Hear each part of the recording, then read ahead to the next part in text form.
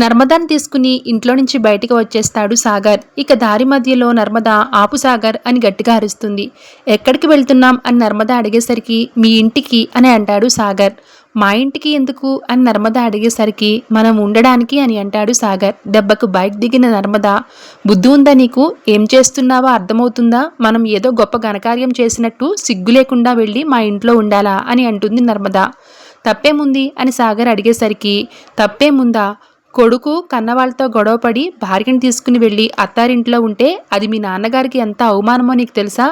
ఆ వనజగారి డబ్బుల్ని వాడుకుని జాబ్ కొనుక్కుని మీ నాన్నగారి పరువు తీసింది సరిపోలేదా, ఇంకా ఇంకా పరువు తీసేయాలా అని అంటూ ఉంటుంది. ఇక మరోవైపు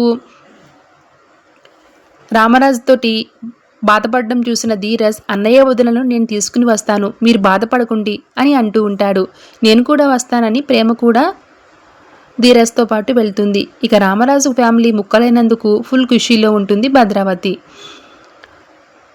ఇక మరోవైపు సాగర్ తోటి నర్మదా తెగేసి చెప్తుంది, నేను మా ఇంటికి రాను అని చెప్పేసరికి సాగర్ తన స్నేహితులకి ఫోన్ చేసి నాకు ఒక ఇల్లు అద్దెకు కావాలి అని అడుగుతూ ఉంటాడు. రాత్రిపూట రెంట్ హౌస్ ఏంట్రా అని స్నేహితులెవరూ సాయం చేయడానికి ముందుకు రారు.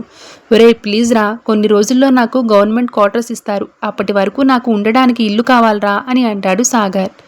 ఎంత ప్రయత్నించినా కూడా ఫ్రెండ్స్ ఎవరూ స్పందించరు. దాంతో అక్కడే రోడ్డుపైనే ఉంటారు నర్మదా సాగర్లు.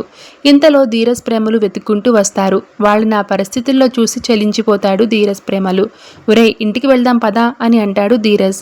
వచ్చేవాడినే అయితే అర్ధరాత్రి పూట బయటకెందుకు వస్తా అని సాగర్ అంటాడు. ఒరే పిచ్చి పిచ్చిగా మాట్లాడుకు, ఇంత రాత్రిపూట వదినను బయటకు తీసుకొచ్చి రోడ్డుపై నిలబెడతావా, బుద్ధి లేకపోతే సరి, నోరు మూసుకుని పదా అంటాడు ధీరజ్.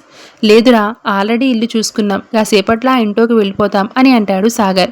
ఏంటి ఇల్లు చూసుకున్నారా అంటూ మమ్మల్ని అందరినీ వదిలేసి వేరేగా ఉంటారా, ఆవేశంలో ఎన్ని తప్పులు చేస్తున్నావో అర్థమవుతుందా అని అంటాడు ధీరజ్.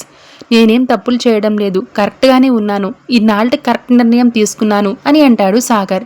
ఏంట్రా కరెక్ట్ నిర్ణయం, ఉమ్మడి కుటుంబాన్ని ముక్కలు చేయడం కరెక్ట్ నిర్ణయమా? ఒరేయ్ నాన్న గురించి ఆలోచించరా, నాన్నని అన్నింటికంటే బాధ పెట్టే విషయం ఏంటో తెలుసా, తను అనాథ అని, తనకంటూ ఇంటి పేరు లేదని, ప్రాణమంతా మనపైనే మన కుటుంబం పైనే పెట్టుకున్నారు, అలాంటి కుటుంబం ముక్కలైతే ఆయన బతకగలరా అని ఎమోషనల్ అవుతాడు ధీరజ్. ఇంతలో ప్రేమ నర్మద దగ్గరికి బ్యాగ్ లాక్కుని ఇంటికి వెళ్దాం పదండి అని అంటుంది. నేను రాను అని అంటాడు సాగర్. ఏంటి సాగర్ నువ్వు చెప్తుంటే వినవేంటి, ఏ విషయాన్నైనా తెగే వరకు లాగొద్దు, ఏం మాట్లాడకుండా పద అని అంటుంది నర్మద. ఆ మాటతో సాగర్ సరేనని బయలుదేరుతాడు. Thanks for watching.